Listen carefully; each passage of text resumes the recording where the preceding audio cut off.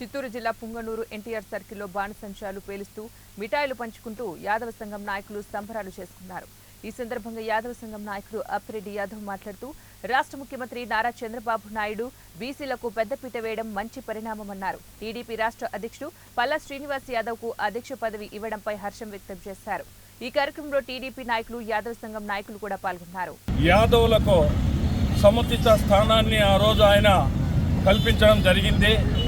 అదే బాటలో మన ముఖ్యమంత్రి గారు నారా చంద్రబాబు నాయుడు గారు అదే బాటలో పయనిస్తూ ఎన్టీ రామారావు గారి ఆశయాలు కొనసాగిస్తూ యాదవులకు సముచిత స్థానాన్ని కల్పించడం, ఈ రాష్ట్ర తెలుగుదేశం పార్టీ అధ్యక్షుడిగా పల్లా శ్రీనివాస్ యాదవ్ను ఎంపిక చేసిన పట్ల ఈరోజు యాదవులే గాక యావత్ బీసీ వర్గాలు కానీ ప్రతి ఒక్కరూ హర్షించదగ్గ విషయం.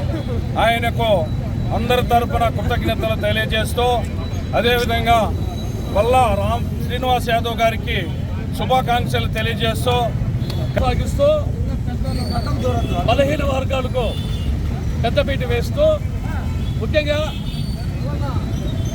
ఈసారి ఈ ఎన్నికల్లో తెలుగుదేశం పార్టీ ఇంతటి ఘన విజయానికి సాధించడానికే ముఖ్యంగా రాష్ట్రంలోని బీసీ సోదరులందరూ చాలా కష్టపడ్డారు.